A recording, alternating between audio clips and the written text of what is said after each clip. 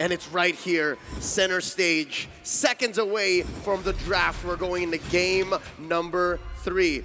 Coaches and analysts have major decisions to make. What are we opening up for trade? It's Echo now on the play, blue side, banning out the Diggy, the Estes, and the Glue, while Blacklist take out the Cho, the 1-1, and the Eve. I just want to say one thing. Echo, they're showing full respect to Blacklist International. Their first pick, they're banning out the Estes as well as the Diggy, because if they can always make sure that they're getting OHEB as well as Haji, the only way that they can be saved is having a little bit more HP. So getting that out of the way, I really feel like Echo has broken the code. As long as they can sustain long in the fight, then it's GG, because Wise can be in front all he wants. We really don't care. OHEB and Haji is not there, we're gonna win. But sacrificing the Fredrin, they're getting the Fredrin for themselves and letting go of the carry. How do you feel about this? I feel like it's a risk that Coach Treb and Tick are willing to take. Wow. And now even the Farsa is out of Sanji's hands. But they have a response just as quickly. Oh my this God. This is Echo showing preparedness, showing momentum, showing courage. And showing they know what Blacklist is going to go for. Yeah, just like how Blacklist, Oh My Venus specifically, is ready for that Estes ban, Echo seems to have a play out of their playbook as well. There's so much to play with now if you're Echo, right? It's insane. Fredrin first pick, the carry was responded with. That was a good pick by them. But then, hey, Echo banned the Estes and the Diggy. Usually you'd see the Kaja here. Kaja was open. They also answered that backline threat that Blacklist have with their own. Here, in the Lapu Lapu, they can dive. This is such a good composition already for them, and you can see what they want to ban next. It's Barats. Every single time, they understand who to ban for. In game number 1, it was Venus who was targeted. Game number 2, you can see a mix. Now, they noticed, hey, we picked up a hero for Wise, and he hasn't picked up a hero in the first phase. It's time to really go down and ban him out.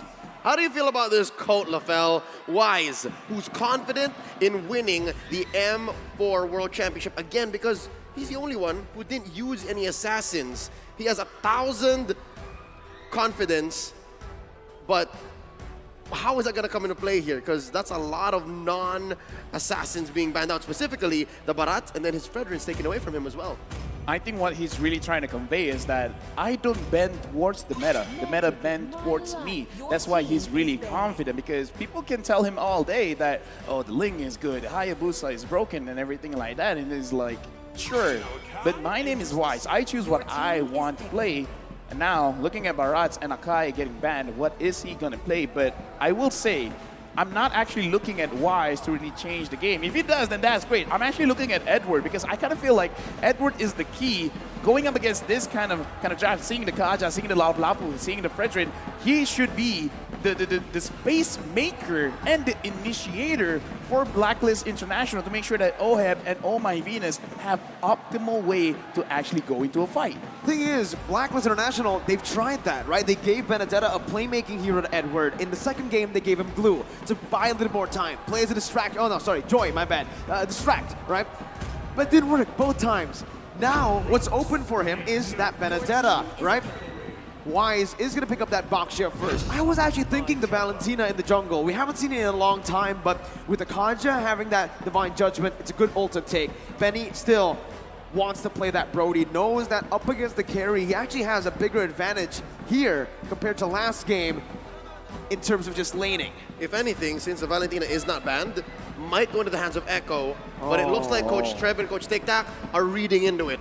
I think they're afraid that Bonchan and Master Basics are ready for it. Because again, it's wide open, right? But you need a good level of burst to make Echo's lineup work. I think the better option here would be the Lilia, right? You get a bit more sustainability. You already have such a good composition to dive in, but it does seem like they... Whoa!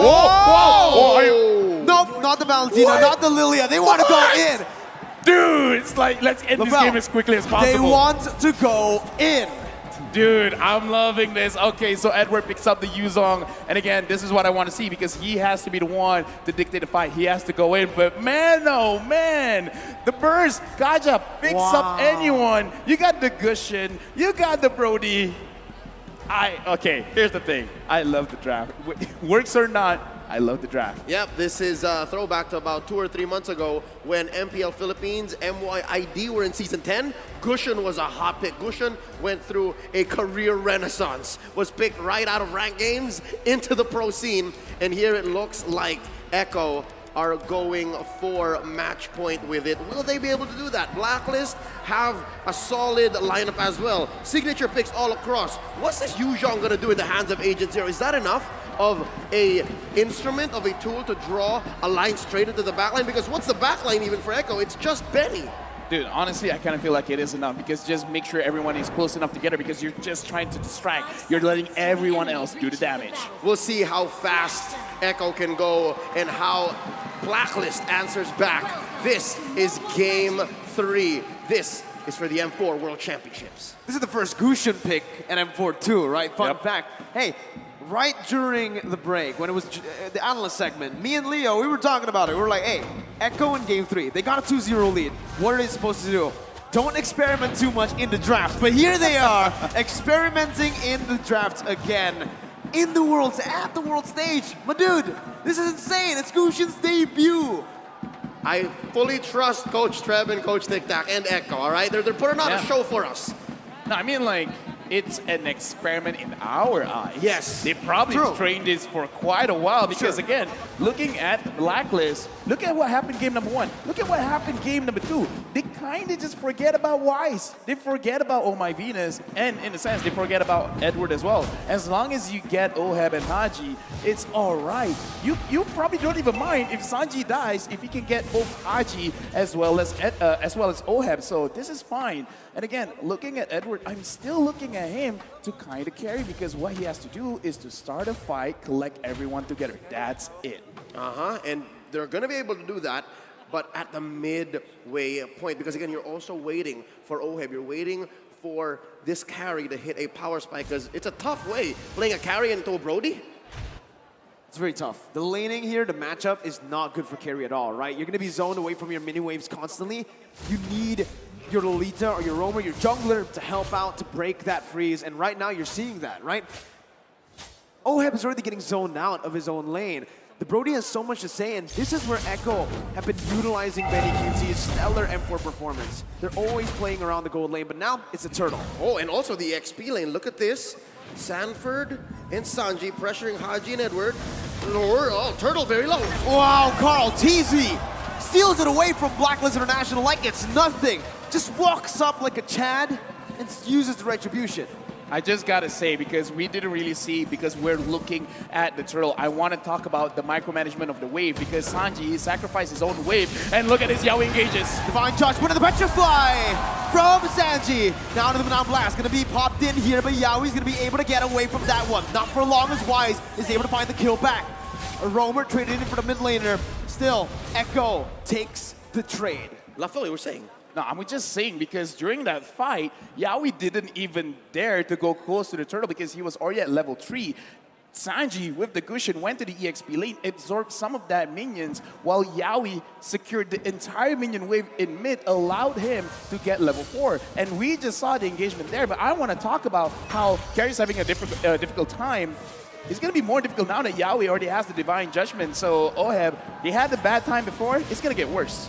Oh, and that's why I think King Wise and Queen V are going ahead alongside Haji. So again, they're leaving Agent Zero here to make the best of this dead lane against Sanford's Lapu Lapu. We're about 30 seconds and a quarter away from Turtle. Once more, Echo got that handily. There's a lot of burst coming in from the Orcas, giving them a 300, 400 gold lead. And in terms of items, is that enough? Oh, there's a pull! That's the Divine Judgment, and that's all the damage placed on. Benny not going to use the torn apart memory just yet. That was a flicker burned in by Venus, and that's a W that Echo want to take, those small dubs. Yeah, and again, as we said, you're already setting up your own playstyle. Get the level 4 as quickly as possible. Sure, it was slightly delayed because they went for something in mid, but now you can see they're putting a lot of pressure onto Blacklist International. This is what they've been doing. They're making sure that Blacklist can't stay long in their own lanes. They can't stay long in front of the turrets because they're setting things up. Yaoi is still here. Even if he doesn't go in, just the mindset of I could get engaged is very very terrifying. Oh, Black Dragon form already. Break it out. It's on to Carl TZ now, and as you can see, Carl TZ is going to be targeted down, but a lot of damage. That's going to be the Blazers grab to buy a little bit more time, but he will be slain. Sanji finding Venus. Hanji going to be the target right now. Sanji jumps into the Petrify as well. That's a double kill for the Gushin at M4. Sanford knocked out with a furious dive. Yaoi going to be able to dodge away right there from the skill shot from Edward, but Edward's going to be targeted down now. Sanji looking for it, gets it, and it's a triple kill. Unofficial, but still a triple kill for the Gushin that's making its debut on the world stage in the grand finals. And this propels Echo about 1,000 gold ahead, and it's just back to business. Carl Tizzy making quick work of this turtle. Honestly, in that team fight as well, Oh My Venus had a very good shot of using the Numinum Blast, but then gets cancelled by Yaoi, pulling him to the side, saying, no, my team can't handle itself. And Oh My Venus engages off Yaoi, and Yaoi escapes that, using the flicker. But again, it's all right, because Echo, they're in control. Even in the team fight, they're micromanaging everyone's skills, everyone's ults, to make sure that they don't get punished, to making sure that the Orcas are always going to be the one getting those kills. And because of that pressure in the bottom lane and the relative absence of Blacklist from those responses in the bottom after the turtle take, they got pushed on bottom. Oh, it's a fight up top. Haji gonna be stunned up, hands up for the airstrike. Sanji gonna be taken low, taken down, shut down by Haji. But Haji falls as well. Sanford! Oh my God! With the Bravest Slayer! Jumps in, flickers forward. He knows exactly what he was doing. He finds 2 on the board. Not even the observers can believe it. It's going ham up top for the House of Highlights. And Sanford just as quickly rotates down bottom. Wise, they're not done with him, they're still going! The torn apart memory slays Wise as they pick up the tier 1 in the gold lane. 3,000 gold lead. Conversion through the roof for Echo here. They're taking trades, they're taking bodies, taking turrets. Now 30 seconds away from the turret. Where does Blacklist find an angle for a comeback? Okay, now we're looking, Oh My Venus is gonna get punished. Now you see him, now you don't. 2 members disappearing from out of nowhere. Oh, have dealing damage on the Sanford, who's still gonna be able to get away for a bit. Shutdown picked up, and Blacklist International strike back. So what I saw just now, and I kind of think of the same thing, Blacklist, they got to stay inside the jungle of Echo because they need to apply pressure and they need vision. Now they don't have both because, again, we talked about it before the game even starts, how Echo is playing. They're pushing one lane, try to get 2 turrets, and then, before that, Oheb gets caught. Here, Carl TZ gonna be able to find that. Oheb falling in the gold lane. Carl TZ backing off. Edward still wants to commit with a Petrify and the Furious Dive. Now Sanford on the back line, getting the stun down, but not going to be able to find it just yet. Haji with wings by wings and the flicker out. Benny going to be caught here, stunned up and taken down. Sanford jumping in again. Wise still soaking all the damage in. That's going to be Sanji though, who comes in out of nowhere. Coming in again onto Venus. Not going to be able to find it just yet. Wise still able to get out for a bit with the shield unity, and he gets to safety. It's a 2-for-1 in favor of Blacklist. All right, so there's a clapback. Blacklist, given that Echo had to split up their priorities, Turtle says Carl TZ, no, fight, they say, and they're still going! Sanford again! Jumps in, finds Haji. Oheb trying to melt him down, but it's not going to be enough as he is actually able to dish the damage out. Oheb now going to be targeted down so low. He flickered out of there, but he's still going to be caught. Yaoi finds the Divine Judgment. No commitment just yet. Echo decide to pull back. All right, touche. We pull a treaties for now. Yep. 8 minutes in, 3K ahead Echo. What's the item game looking like? The item game is just showing Sanford. He only has the Bloodless Axe as a damage item and the Dominance Eyes just for armor. But again, looking at that, Sanford really should have died. But because Dominance Eyes now lowers the attack speed of your opponent, so Oheb doesn't have maximum attack speed at that point, and he just out-heals Oheb. Oh man, you can see the carry is just so behind. Corrosion Staff, Golden Staff, he needs that with the nature, but he also needs an Athena at this point, right? There's so much damage output that Echo can deal, and Blacklist are just not ready for that kind of dive. Yep, it looks like Echo evolved their strategy from game 2, when it's not the amount of damage you have, it's where you put it, given the skill shots that Echo have to get in to be able to get these kills. Now 13-6. It just shows that they are playing off of momentum. Oh, look at this. Oheb. Gonna be stunned up, gonna be taken down by the corner of memory. Flicker out by Benny QT. Is Wise is looking to re-engage with Edward as well. That's a stun coming in. Benny still able to escape, and he breaks the entire team. The petrifying, the Furious Dive connecting on a Benny QT. As Yaoi jumps in. Benny's still alive! Gold easy, taunts them up. It's a double kill for Sanji. Echo Philippines, the house of highlights. And it's just Oh My Venus left. It's as free a Lord as it gets for Echo. Barreling on forward, 5K ahead. LaFell, how does Blacklist come back? Blacklist did everything right. That was not a mistake. Like, they managed to get Benny Cutie. Benny Cutie dashes away. He still got caught. And Blacklist, they still lost. Yaoi was able to pull Edward away. Like, again, it's not that Blacklist. They did the engaged round. They did everything right. And it still wasn't enough. That's very discouraging. This breaks the whole concept of the metagame that is box-centric, and it's all about geometry because Echo aren't playing with any clear lines here. They're playing from a point-to-point basis, right? Yaoi point and click, Sanji point and click, Benny point and click. Carl TZ is the only one really setting up where Echo can fight, and they always find the right places. I honestly don't understand how Sanji keeps getting the hits as well, but right now Blacklist fights back. Oh, they find a kill onto the jungler. Carl TZ gonna fall. Yaoi looking for a re-engage as the Lord marches down in the bottom lane. Sanji picking up the tier 2 in the mid lane. Blacklist International micromanaging the waves properly, getting it down. Still, 7,000 gold lead for Echo. Wise opening up the map. Gets the shield unity down, but will be caught on Divine Judgment. Venus coming in, helping his jungler. Now as Benny QT is going to be able to get petrified down. That's going to be Sanji who finds the unstoppable in the back lines with Sanford as well. The San duo on the back line. Wise going to be targeted down. Sanji not able to connect just yet. You held your breath there.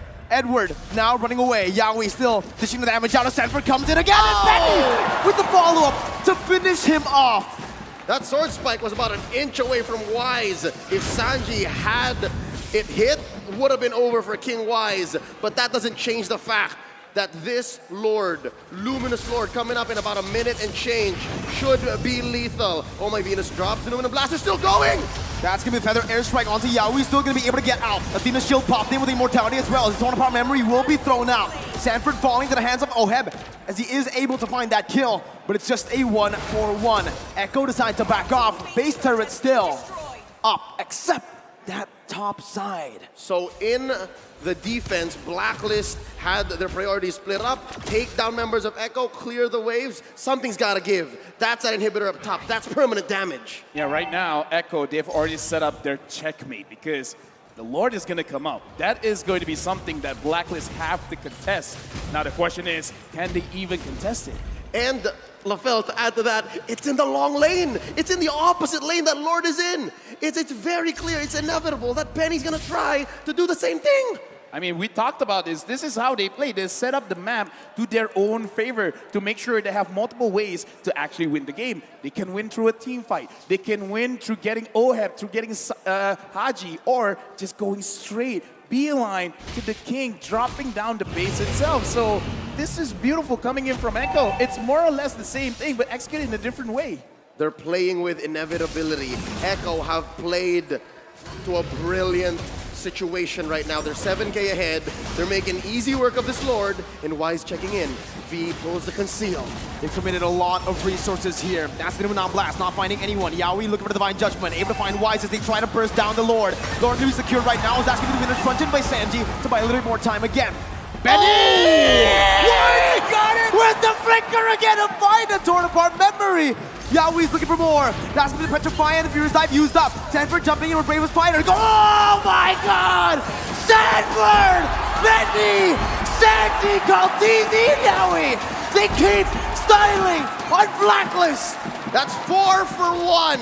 Lord as well going over to Echo. They're gonna push bottom lane, and they are going to threaten the game end. They catch Oheb! Again, under the base. Oheb very low. It's match point for Echo!